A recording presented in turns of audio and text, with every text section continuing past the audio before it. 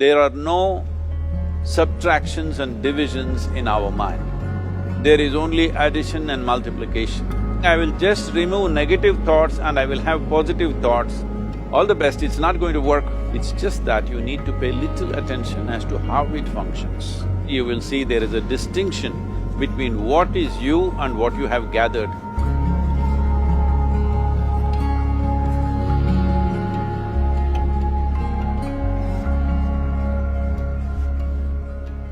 Well, see the way the question is asked and also the way normally it's addressed is, people think there is something called as negative thought and positive thought. They want to remove the negative thoughts and have only positive thoughts. For such people, I would ask them to just experiment for 10-15 seconds. Let them forcefully remove one thought from their mind. For example, next 10 seconds, just don't think of a monkey. Try not to think of a monkey for next 10 seconds. You will see you will be full of monkeys. So what I'm saying is, this is the nature of your mind, because in this mind, all the three pedals are throttle. There is no brake, there is no clutch. Whatever you touch, it will only go faster. In this kind of mind, people have been taught from moral teachers and religious teachers, do not think about bad things. Well, since then it's been a full-time job. So there is no way you can handle the mind like this. This doesn't need any great enlightenment. If you spend 2 minutes with your eyes closed, you will realize you cannot do anything forcefully with this mind. So, I want to remove negative thoughts. Do not ever go in this direction, because what you want to remove will become your quality. Always you will be on it. So what should I do? The thing is this, without understanding the fundamental mechanism of this mind, because our mind, human mind, is the most sophisticated computer on the planet. Even all the supercomputers have come out of this. When this is the case, is it not important that we understand the mechanics of how it functions? One simplistic aspect of how it functions is, there are no subtractions and divisions in our mind. There is only addition and multiplication. If you try to do something with it, it will say one more. If you try hard, it will multiply into many more.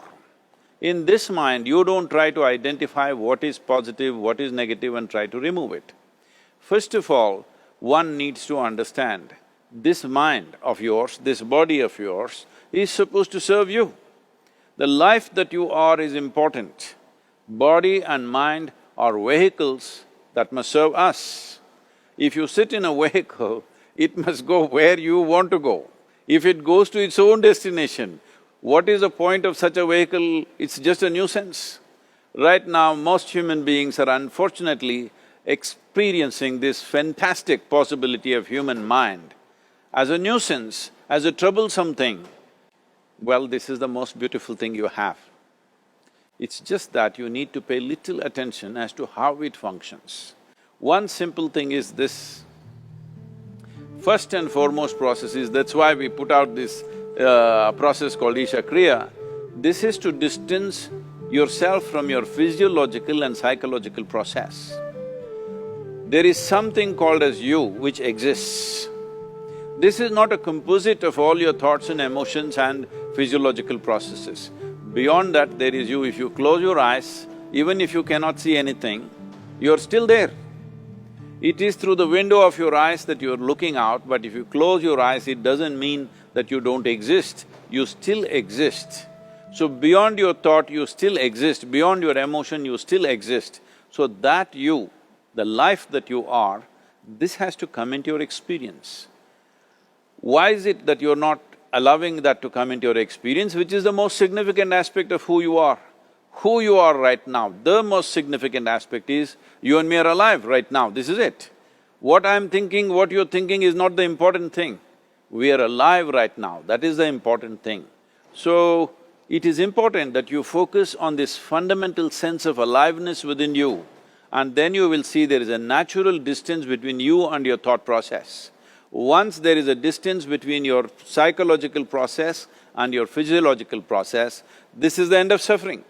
Because there are only two kinds of suffering that human beings go through, physical suffering and mental suffering.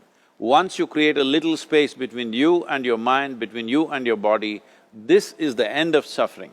This is something every human being has to experience and know, otherwise thinking I will just remove negative thoughts and I will have positive thoughts, all the best, it's not going to work 100%, it's not going to work because nobody can remove it, they can avoid it for some time. So when negative thoughts come, you say Ram Ram, Shiva Shiva, whatever you want, but this is just avoiding, it's not gone. The moment you stop that, it will pop back with great force, otherwise it'll come back in your dreams. So it's very important, first of all you need to understand your anger, your resentment, your fear, your anxieties, the negativity that you generate. Generally resentment, anger,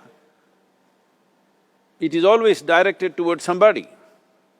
But we need to understand this is poisons that we are drinking and expecting somebody else to die. Fortunately, life doesn't work like that. If I drink poison, I die. If I drink poison, you don't die. So, we need to understand this. When I say poison, today you can have yourself chemically analyzed. Right now, what is your blood work, what it says? 5 minutes of intense anger, check your blood work and see, there will be lots of negative elements in it, literally you're poisoning yourself. So, do you want to poison yourself? Definitely not. Now the very question is coming from certain helplessness, what shall I do? Don't do anything, just sit back and just concern yourself with something which is a life process. Maybe your heartbeat, maybe your breath, maybe just the sensation of being alive. Depending upon how sensitive or how perceptive you are, accordingly, find something. It could be a sensation in the body, it could be breath, it could be heartbeat, it could be anything, something which indicates life to you. Just pay attention to that for some time. Slowly you will see there is a distinction between what is you and what you have gathered, which includes both your physiological and psychological possibility or mess, whatever you made out of it.